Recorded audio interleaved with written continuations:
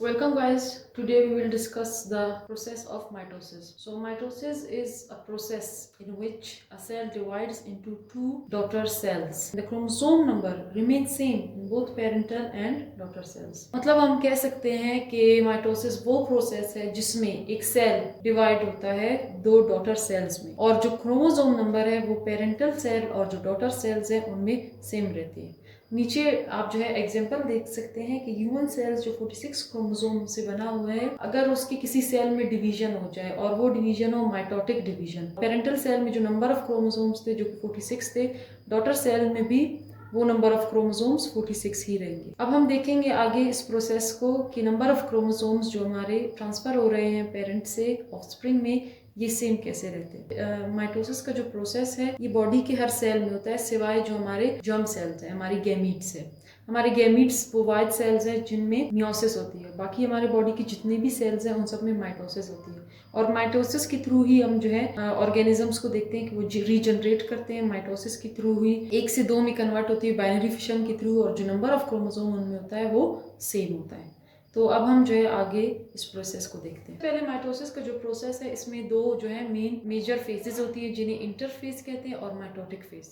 Interphase को है interphase जो है इसे रेस्टिंग फेज भी कहा जाता है क्योंकि इस फेज में सेल जो है प्रिपेयर होता है माइटोसिस के लिए। जितनी भी प्रिपरेशन होगी वो इंटरफेज में होगी और आगे जो माइटोटिक फेज है वहाँ पर सेल जो है डिवाइड हो। तो इंटरफेज की जो है 3 मेन स्टेप्स हैं और जो कि बहुत ही क्रूशल स्टेप्स हैं, जिनमें एक G1 फेज जिसे हम गैप 1 फेज कहते हैं और S फेज है सिंथेसिस फेज और G2 फेज जिसे गैप 2 फेज कहते हैं। और माइटोटिक जो फेज होता है वहाँ पर फर्दर जो है दो फेजेस हैं, karyokinesis and cytokinesis. Karyokinesis Cairo nucleus से डिराइव हुए, तो न्यूक्लियस की ब्रेकडाउन के बाद या उसके ब्रेकडाउन के दौरान जो प्रोसेसेस जो है अकर होंगे, जैसे कि हमारा प्रोफेज हो गया, मेटाफेज हो गया, एनाफेज हो गया, टीलोफेज हो गया। इसके बाद जो है जो फाइनल फेज है उसे हम साइटोकाइनेसिस कहते हैं जिसमें सेल 1 से 2 में डिवाइड होता है।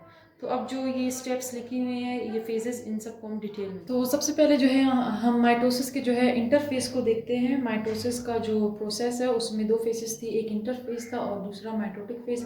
इंटरफेस मैंने आपको बताया कि ये रेस्टिंग फेज होता है और इसकी जो है 3 सब फेजेस होती हैं। तो सबसे पहला जो फेज इंटरफेस में होता है वो गैप 1 फेज होता है। Gap 1 phase means it is a gap between the previous mitosis and the coming S phase. जो अपकमिंग एस फेज है और प्रीवियस जो माइटोसिस हुई थी उन दोनों के बीच में ये गैप आता है, तो इसीलिए इसे गैप 1 फेज कहते हैं। हम इस फेज के इंपॉर्टेंस को देखें तो इसमें सबसे जो इम्पोर्टेंट काम होता है वो डिफरेंट जो है प्रोटीन्स और आरएनए की मॉलिक्यूल्स बनती है ताकि जो आने वाला एस फेज है उसमें डीएनए रेप्लिकेट हो सके।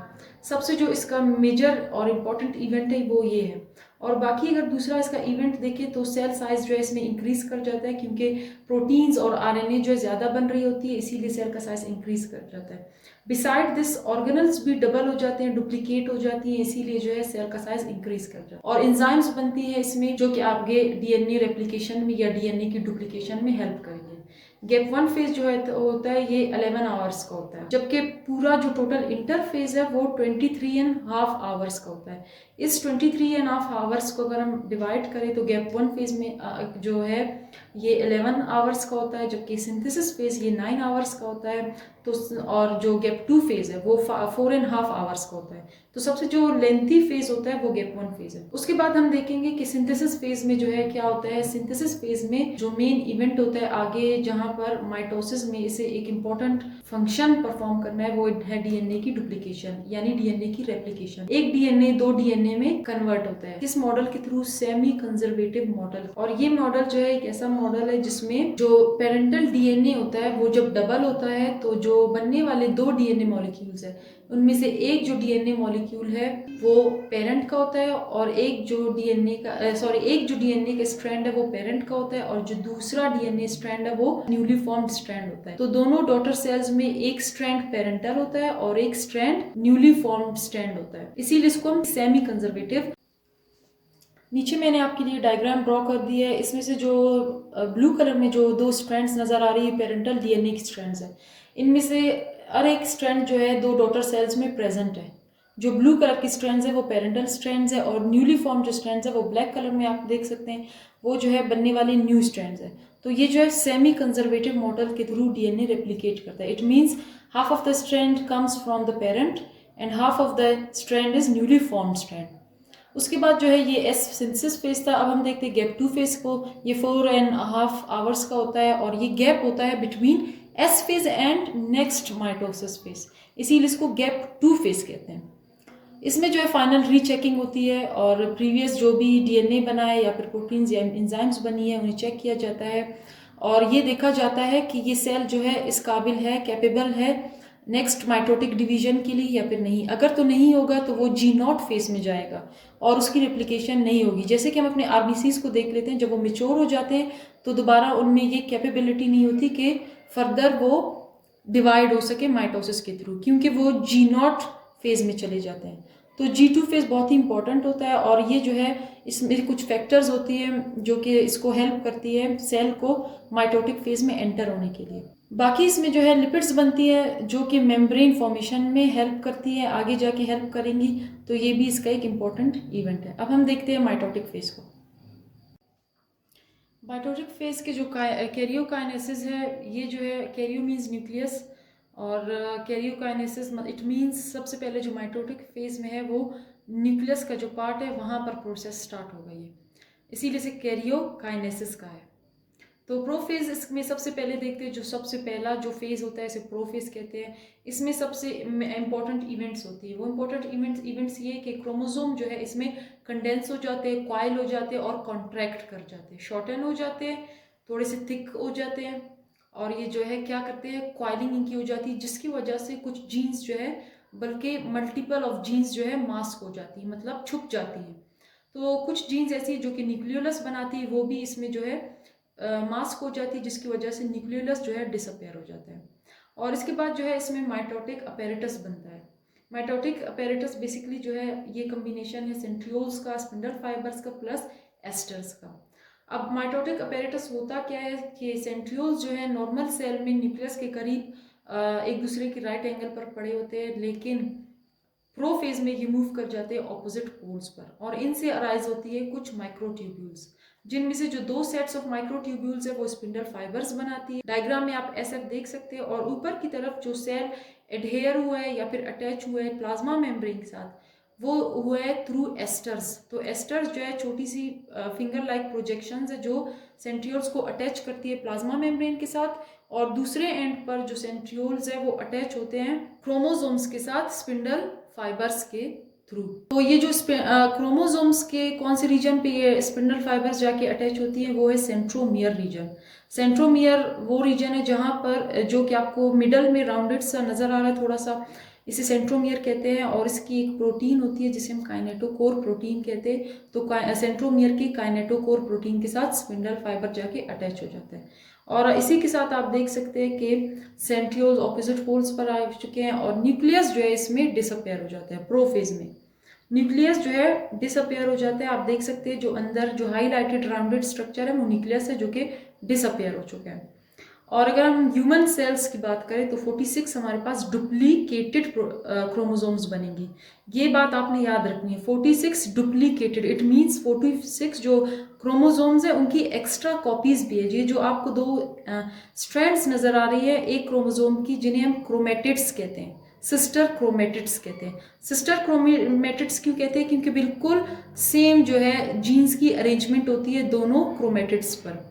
एक क्रोमोसोम की 2 सिस्टर क्रोमेटिड्स होती हैं जिन पर जीन की अरेंजमेंट सेम होती है। इसीलिए जो है एक क्रोमोसोम की आप कह सकते हैं कि दूसरा जो क्रोमेटिड है एक क्रोमेटिड की कॉपी है, तो ये कॉपीज जो है आगे जाके सेपरेट होंगी, जिसकी वजह से जो ह्यूमन सेल का जो 46 नंबर ऑफ क्रोमोसोम्स है वो माइटोटिक जो डिवीजन है उसमें क्रोमोसोम नंबर सेम रहता है, 46 ही रहेगा। बस फर्क ये आएगा कि वो फिर 46 अनडुप्लीकेटेड क्रोमोसोम्स बनेंगी। अब हम देख लेते हैं मेटाफेज और एनाफेज, ये दोनों शॉर्ट फेजेस होते हैं। मेटाफेज जो है, मेटा मीन्स मिडल, तो जो है इसमें जो है जो हमारा न्यूक्लियस है प्रोफेज में जो टूट रहा था मेटाफेज में कम्प्लीटली टूट जाता है, और इसके न्यूक्लियस के अंदर जो क्रोमोसोम्स होती हैं वो बाहर आकर से बिल्कुल सेंटर में आप देख सकते हैं अलाइन हो जाती है। और ये जो है अटैच होती है स्पिंडल फाइबर्स के साथ। नेचर की वजह से स्पिंडल फाइबर जो है स्ट्रेच कर जाते हैं और जो सेंट्रोमियर्स हैं उनको तोड़ देते हैं। सेंट्रोमियर्स के टूटने के बाद जो है इनकी जो कॉन्ट्रेक्टाइल नेचर की वजह से ये जो है स्टार्ट कर देते हैं movement towards their consecutive poles. जो हमारे पास सिस्टर क्रोमेटिड्स हैं, आप देख रहे हैं ये सेपरेट हो गए अपने सेंट्रोमियर्स के साथ और अब ये मूव कर रहे हैं टुवर्ड्स देयर कंसेक्यूटिव पोल्स। तो ये था मेटाफेज और एनाफेज। अब हम देखेंगे टीलोफेज को। ये बिल्कुल प्रोफेज के ऑपोजिट होता है। प्रोफेज में जो है क्रोमेटिड्स, मैंने आपको बताया कि कंडेंस होना शुरू हो चुकी थी, उनमें कॉइलिंग हो रही थी और उनमें जो है आप कह सकते हैं कॉन्ट्रैक्शन हो रही थी, तो वो प्रोमिनेंट हो रहे थे और नजर आना शुरू हो गए थे। लेकिन अब टीलोफेज में बिल्कुल उसके ऑपोजिट है। जो क्रोमेटिड्स हैं या फिर आप इन्हें क्रोमोसोम्स कह सकते हैं, अब इनकी अनकॉइलिंग स्टार्ट हो जाएगी। ये दोबारा थिन थ्रेड लाइक हो जाएंगे और जब इनकी अनकॉइलिंग स्टार्ट हो जाएंगी तो जो जीन्स मास्क हो चुकी थी वो अगेन जो है अनमास्क हो जाएंगी और उनसे जो है जो जीन्स न्यूक्लियोलस बना रही थी वो फिर से जो है एक्सपोज होकर न्यूक्लियोलस का मैसेंजर आरएनए बनाएगी, जिससे न्यूक्लियोलस बन जाएगा। न्यूक्लियस भी दोबारा से बन जाएगी जो कि प्रोफेज में डिसअपियर हो चुकी थी और माइटोटिक जो स्पिंडल है वो डिसअपियर हो जाएगा क्योंकि अब उसका काम नहीं है, तो इसीलिए इसको डिसअपियर होना पड़ेगा। और जो आप क्रोमेटिड्स देख सकते हैं या फिर अब इन्हें क्रोमोसोम्स कह सकते हैं, अपने पोल्स पर बाकायदा तौर पर आ चुके हैं और जो ब्लू कलर में आपको जो हाईलाइटेड सेमी सर्कल्स नज़र आ रहे हैं ये न्यूक्लियस फॉर्मेशन है। तो ये था कैरियोकाइनेसिस का टीलोफेज।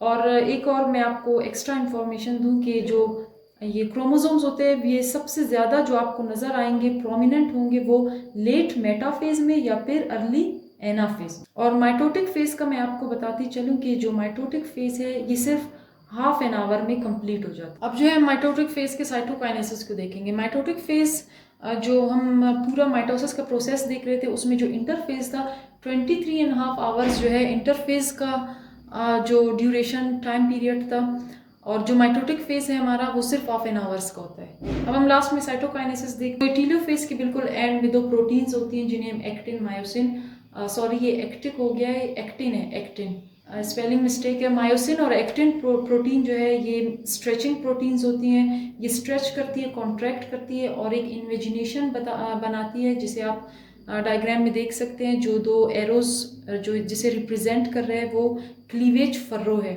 ये प्रोटीन्स कॉन्ट्रैक्ट करती है और एक क्लीवेज फर्रो बनाती है। ये क्लीवेज फर्रो जो है आगे मज़ीद जो है एक्सटेंड होकर जो है एक सेल को डिवाइड करता है दो सेल में। नीचे आप सेल्स को देख सकते हैं और बाकी जो ऑर्गेनल्स हैं या फिर क्रोमोसोम्स या फिर न्यूक्लियस वो दोनों सेल में सेम ही है। और जो क्रोमोसोम नंबर है वो दोनों में 46 रहेगा, जो कि हम पहले देख चुके थे कि प्रोफेज में डुप्लीकेटेड क्रोमोसोम्स थे 46। अब दोनों सेल्स में 46 अनडुप्लीकेटेड क्रोमोसोम्स रह चुकी है क्योंकि जो पहले डुप्लीकेट थी वो टूट चुकी थी मेटाफेज में और अपने ऑपोजिट पोल्स पर जा चुकी थी। हर सेल में अब 46 अनडुप्लीकेटेड क्रोमोसोम्स हैं। और न्यूक्लियस के पास जो आपको ब्लैक कलर में नीचे दो स्ट्रक्चर्स नज़र आ रही है ये सेंट्रियोल्स हैं। इनकी जो पोजीशन है वो नॉर्मल सेल में न्यूक्लियस के करीब होती है और एक दूसरे के राइट एंगल पर यानी परपेंडिकुलर होते हैं।